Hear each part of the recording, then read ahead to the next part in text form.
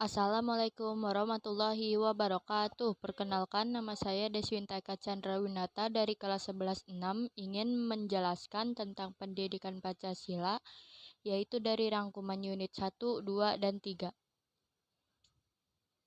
Yang pertama, Pancasila pertama kali diperkenalkan oleh Soekarno sebagai dasar negara Indonesia. Perumusan dasar negara dilakukan melalui sidang BPUPKI yang dilakukan sebanyak 2 kali. Hasil setelah sidang BPUPKI pertama yaitu terbentuknya panitia kecil pada tanggal 1 Juni 1945 yang beranggotakan 9 orang. Yang pertama ada Insinyur Soekarno sebagai ketua, Muhammad Hatta sebagai wakil ketua, A.A. Maramis, Abikusno Cokro Sujotso, Abdul Kahar Muzakir, Haji Agus Salim, Ahmad Subarjo, Kiai Haji Abdul Wahid Hashim, dan yang terakhir Muhammad Yamin. Adapun 3 tokoh yang mengusulkan dasar negara pada sidang BPUPKI yaitu sebagai berikut. Yang pertama ada dari Muhammad Yamin yang mengusulkan dasar negara pada tanggal 29 Mei 1945 yang berisikan pertama, satu peri kebangsaan, yaitu berkaitan dengan paham nasionalisme. Muhammad Yamin menyarankan agar tatanan negara Indonesia berbeda dengan negara luar karena aturan dasar negara Indonesia harus merujuk pada tradisi, adat, agama, dan otak Indonesia. Yang kedua, ada peri kemanusiaan yang berisikan tentang humanisme dan internasionalisme bagi segala bangsa. Yang ketiga, ada peri ketuhanan, yaitu bangsa Indonesia merdeka adalah bangsa yang berkeadaban luhur dan peradabannya memiliki ketuhanan yang Maha Esa. Yang keempat ada kerakyatan, yaitu dijadikan dasar perlunya permusyawaratan yang mengambil sifat-sifat peradaban asli Indonesia. Yang kelima ada kesejahteraan rakyat, yaitu perubahan besar berhubungan dengan dilantiknya negara baru. Yang kedua ada dari Mr. Supomo yang mengusulkan dasar negara pada tanggal 31 Mei 1945 yang berisikan pertama, persatuan. Yang dimaksud persatuan itu adalah persatuan hidup yang menekankan adanya persatuan pemimpin dengan rakyatnya. Yang kedua ada kekeluargaan. Negara Indonesia harus diselenggarakan atas dasar kekeluargaan dan gotong royong sebagai karakteristik sosial bangsa Indonesia. Yang ketiga ada keseimbangan lahir dan batin. Lahir di sini adalah ragawi dan fisikal, dan batin yaitu agama, keyakinan atau kepercayaan. Nah, lahir dan batin ini tidak dapat dipisahkan karena dalam pergaulan sosial memiliki kewajiban hidup menurut kodrat alam. Yang keempat ada musyawarah yang terbiasa dilakukan sejak dahulu kala. Maka pemimpin negara Indonesia hendaknya bermusyawarah juga dengan rakyatnya agar terwujud pertalian. Yang kelima ada keadilan rakyat. Setiap pemimpin harus bertindak sesuai dengan prinsip keadilan dan cita-cita rakyatnya. Lalu yang ketiga ada dari Insinyur Soekarno yang mengusulkan dasar negara pada tanggal 1 Juni 1945 yang berisikan pertama, kebangsaan Indonesia, yaitu karena bangsa Indonesia bukanlah sekedar satu golongan orang yang memiliki keinginan untuk bersama dan bersatu, tetapi harus menjadi satu kesatuan seluruh manusia Indonesia yang bersama-sama menjadi dasar satu nasional taat tanpa merendahkan bangsa lain. Yang kedua ada internasionalisme atau bisa juga disebut peri kemanusiaan.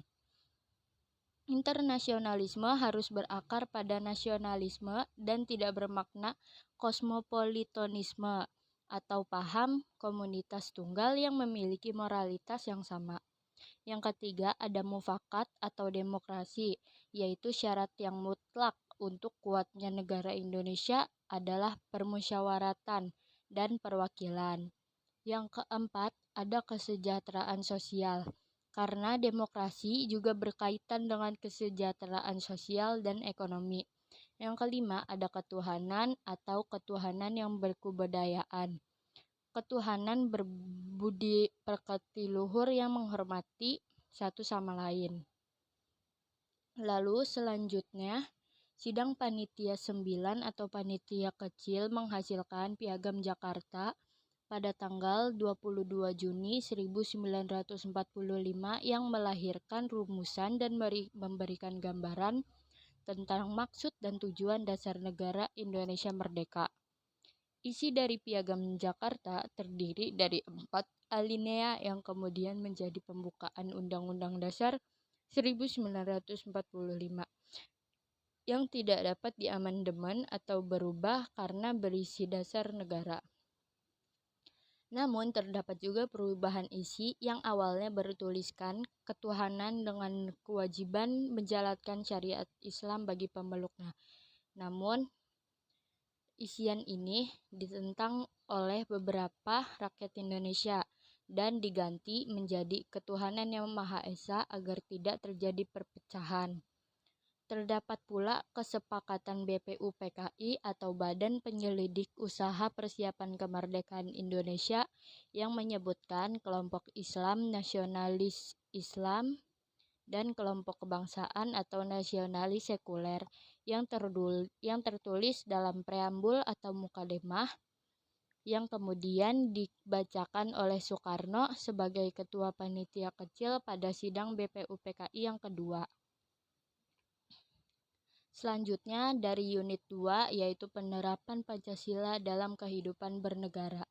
Dalam ideologi Pancasila, menurut Murdiono, terdapat 3 tataran nilai, yaitu yang pertama nilai dasar, nilai instrumental, dan nilai praksis.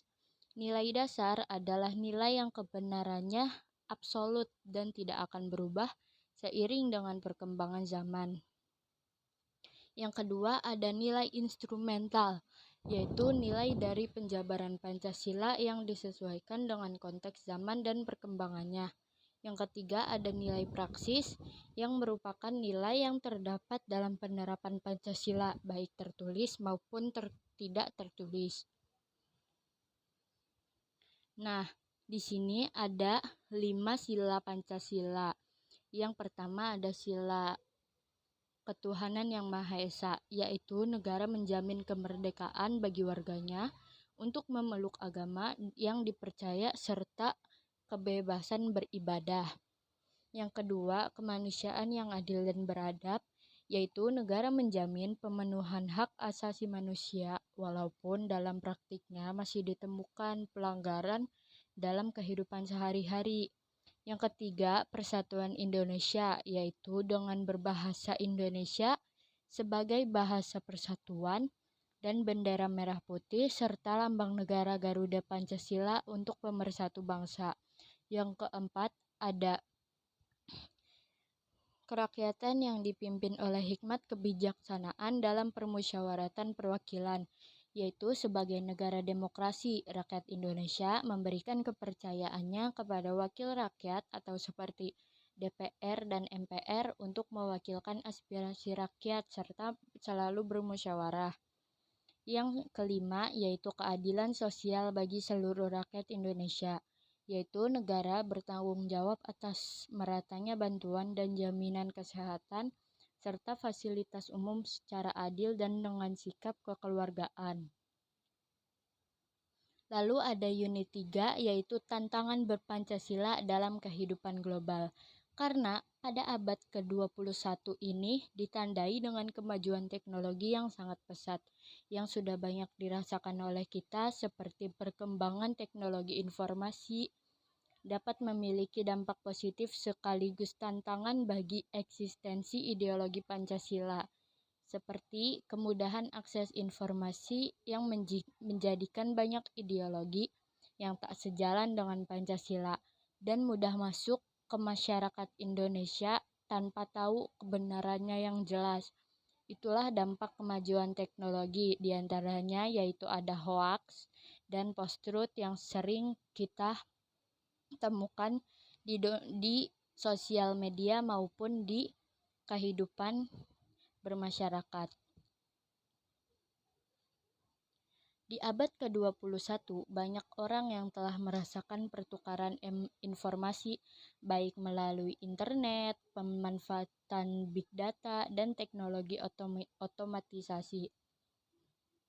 Kemajuan teknologi selain memberikan dampak positif, dapat juga memberikan dampak negatif. Seperti halnya yaitu hoaks yang sering kita terima dari orang-orang yang sering menyebar melalui WhatsApp keluarga atau dari siapapun yang mudah percaya dengan hoaks tersebut. Di sini hoaks adalah informasi, kabar, berita palsu atau bohong, juga pemutarbalikan fakta tanpa kebenaran yang jelas. Lalu ada post-truth atau pasca kebenaran, yaitu keadaan di mana fakta objektif kurang berpengaruh dalam membentuk opini publik daripada tarikan emosi dan keyakinan pribadi. Dengan kata lain, masyarakat itu lebih mencari pembenaran daripada kebenaran. Nah, hoax dan post-truth ini sering kita temukan di internet. Internet itu apa sih? Internet itu adalah suatu jaringan komunikasi yang memiliki fungsi untuk menghubungkan antara satu media elektronik yang lain dengan cepat dan tepat untuk menyampaikan informasi yang dikirim melalui transmisi sinyal. Sedangkan big data merupakan kumpulan data berukuran besar yang hampir tidak mungkin ditangani dan diproses menggunakan alat intelijen bisnis tradisional.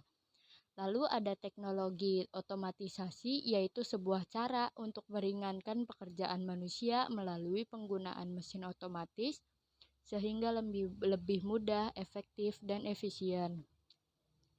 Kemajuan teknologi juga dapat berdampak pada pribadi seseorang, seperti ada individualisme, yaitu pribadi seseorang yang lebih mementingkan dirinya sendiri daripada kepentingan negara. Jadi, orang ini selalu mengedepankan kebebasan diri dan kepribadiannya sendiri.